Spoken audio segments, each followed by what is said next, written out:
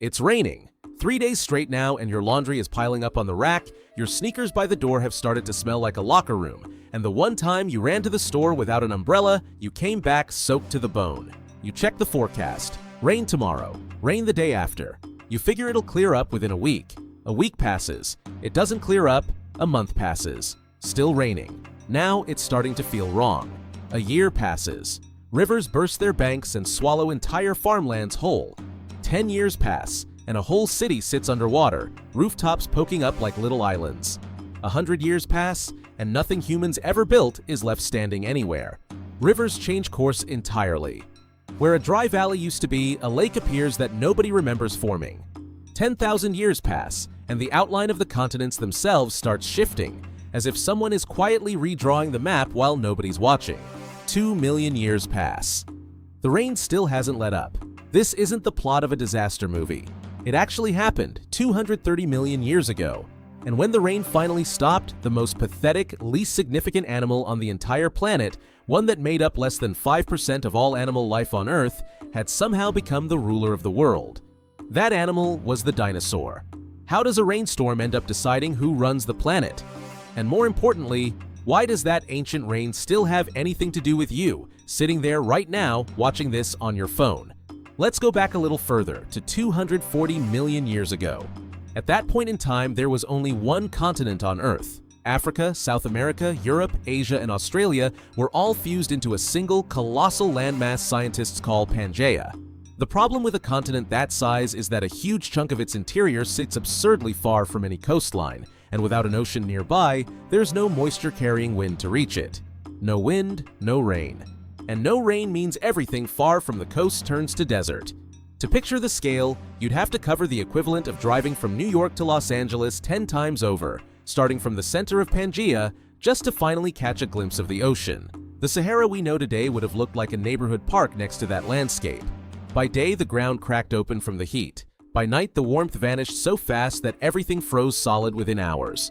Furnace summers, freezer winters, and almost nothing in between except the occasional violent downpour that hit like a punishment and then disappeared again for decades. And yet, life held on. Near the coast, where a massive body of water called the Tethys Sea washed up against one edge of Pangaea, grass grew and animals survived. So, who ran that parched world? Not dinosaurs, no. The ones in charge were the Crurotarsans, a group of reptiles related to modern crocodiles, but built completely differently. Instead of dragging their bellies along the ground the way a crocodile does, they stood upright on 2 legs and hunted looking down at everything else. One of them, Saurosuchus, was roughly the length of a school bus, and when it bared its teeth, there was nowhere to run. Living alongside them were the Rhynchosaurs, plant-eating reptiles that are completely extinct today but back then made up nearly half of every land animal on the planet. Picture the wildebeest herds crossing the Serengeti. That's how thick on the ground Rhynchosaurs were, grazing from one horizon to the other. And the dinosaurs? Off in a corner somewhere. About 6 feet long, roughly dog-sized, eating whatever they could find. When a Saurosuchus wandered by, they hid.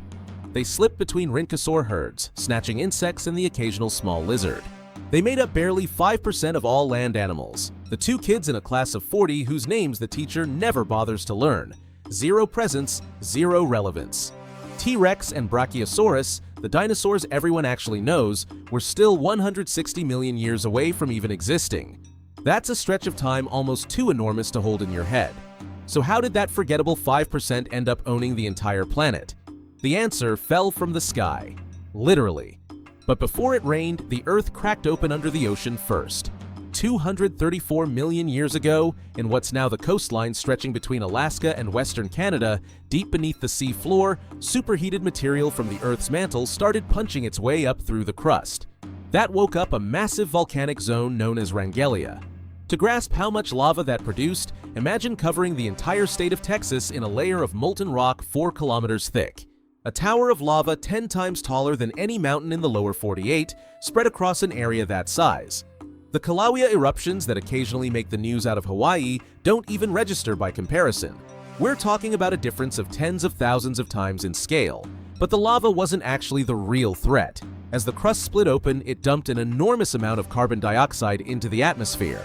And as if that weren't enough, methane that had been trapped under the ocean floor for millions of years got released at the same time.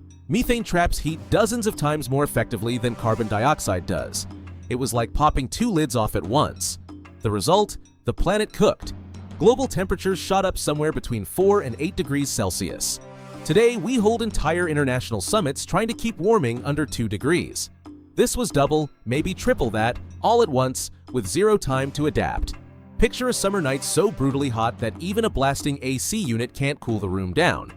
And then picture that heat covering the entire planet, no exceptions. The oceans started boiling with it. Water vapor surged into the sky.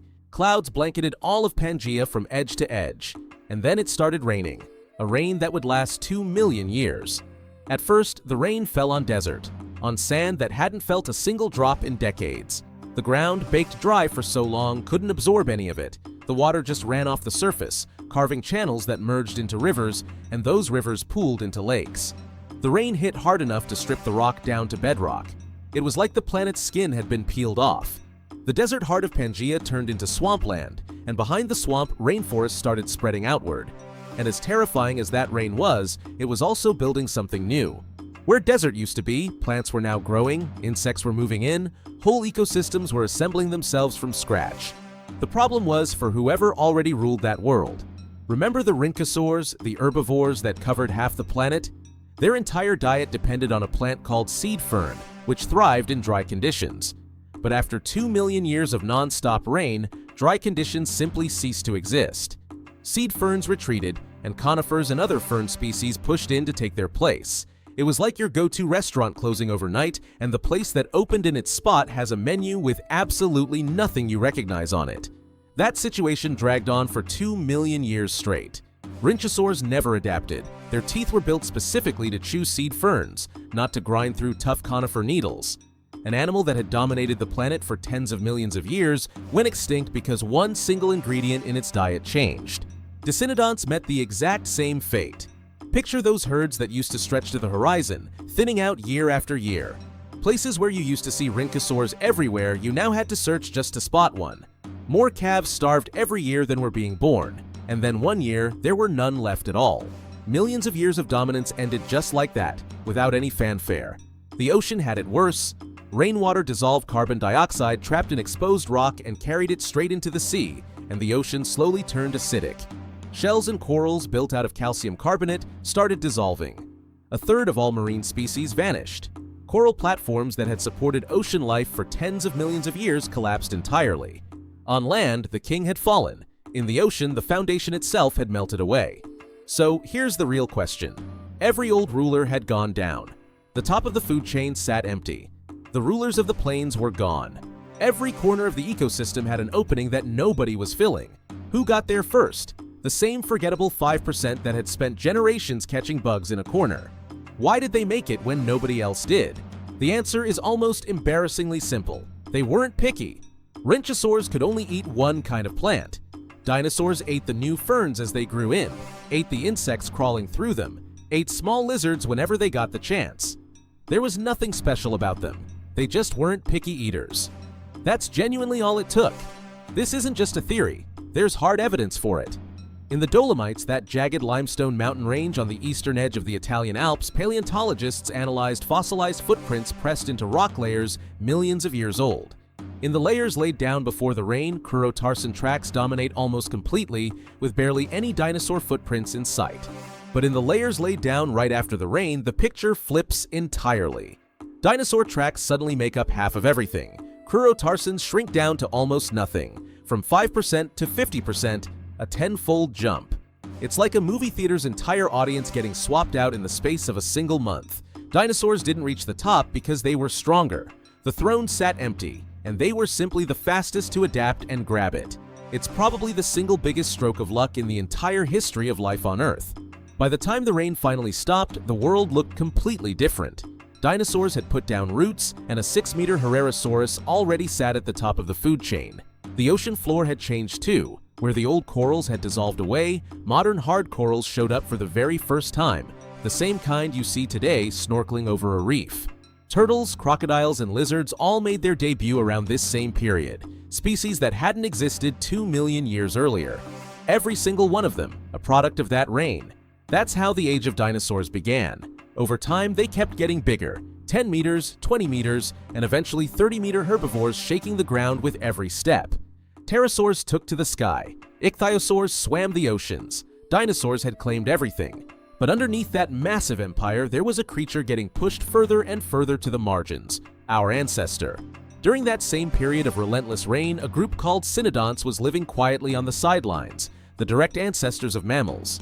They were reptiles that leaned a little closer toward mammal with an unusual roof-of-the-mouth structure that let them breathe while chewing at the same time.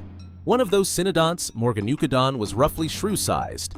Its skull was about the length of your thumb joint. Set on the palm of your hand, you'd barely feel the weight. It only came out at night to hunt for bugs. That tiny animal that would fit in your palm is our ancestor, counting back tens of millions of generations. Once dinosaurs took over the planet, small animals had to learn to survive in their shadow. They couldn't grow. Getting bigger meant getting noticed, and getting noticed meant getting eaten. During the day, they hid in burrows. Every time a dinosaur's footsteps thundered overhead, they froze completely still. Only after dark did they dare come out, catching a bug here, grabbing a piece of fruit there, then rushing back underground before sunrise. A whole lifetime working the night shift out of a basement apartment, and that went on for 160 million years. To grasp what that kind of stretch of time even means, while dinosaurs ruled the Earth, mammals cycled through hundreds of millions of generations, hundreds of millions of births and deaths, one after another, without a single one of them ever managing to get bigger. Grow, and you die. Some species learned to climb trees, some learned to swim, but they all followed the exact same unwritten rule. Never get big, never get noticed. That invisible, unremarkable life would later turn into their single greatest weapon. 66 million years ago, the sky turned red. Something slammed into the Yucatan Peninsula in Mexico, an asteroid roughly 10 kilometers across, a rock the size of a small city, hitting the Earth at 20 kilometers per second. Within thousands of kilometers of the impact site, death was instant. Beyond that radius, the shockwave circled the entire globe, and a cloud of debris blotted out the sky. Sunlight disappeared. Plants stopped photosynthesizing, herbivores starved, and carnivores went down right behind them. 75% of all life on Earth was wiped out. Almost no land animal bigger than a dog survived, but the small ones made it through. Dust choked the sky, sunlight vanished, temperatures crashed, herbivores collapsed, and carnivores followed them down. And yet the creatures that had spent generations hiding underground held on. They'd always lived in the dark. They'd always managed to survive on a single bug a day. They'd had 160 million years of practice at exactly one skill: enduring when there's nothing left. Being small was never a weakness. It turned out to be the one condition that made survival possible at all. Once the dinosaurs were gone, mammals exploded in diversity. The dust settled, sunlight filtered back down, and the creatures that finally poked their noses out of their burrows found an empty world waiting for them. No competitors, no predators. For the first time in millions of years, moving around during daylight didn't mean death. Species diversity quadrupled. Animals that used to be rat-sized grew to horse-sized, then eventually elephant-sized. One branch of that explosion climbed into the trees: primates. They ate fruit up in the canopy. Their eyes gradually shifted toward the front of their skulls. Their fingers grew more and more precise. At some point, they came down from the trees. They started walking on two legs. They learned to knap stone into tools, to control fire, to tell each other stories. They became the first animal to look up at the stars and actually wonder what those lights were. 300,000 years ago, Homo sapiens showed up. When that rain first started falling 230 million years ago, nobody could have predicted how this story would end. We've only actually known this story for less than 40 years. Back in 1987, two British scientists having coffee realized their separate research had both been pointing at the exact same moment in time. They wondered out loud if they might be looking at the same event. They published a paper, and for the next 20 years, almost nobody paid it any attention. Nobody believed it. It wasn't until 2018 that the footprint evidence from the Dolomites finally confirmed it, and in 2020, a comprehensive study pulled all the evidence together. The title of that paper roughly translates to Extinction and the Dawn of the Modern World. Turns out the extinction was actually the beginning. Next time it rains, look up for a second. It rained just like that 230 million years ago too. That rain wiped out the old kings of the earth, pushed a cornered little animal up into their place, and that animal spent 160 million years hiding under the feet of dinosaurs until an asteroid flipped the entire board again. The descendants of that palm-sized creature are the ones holding a phone right now, watching this video. If that volcano hadn't erupted, if the rain had been a little lighter, if that asteroid had missed by a few minutes, you wouldn't exist. Every single raindrop hitting your hand right now is the tail end of a chain that started that far back. Tell me in the comments, if you had to survive 160 million years hiding, waiting for your moment, do you think you'd have made it, or would you have given up long before that? And if this story left you a little rattled, hit subscribe. We dig up the moments that quietly made us who we are.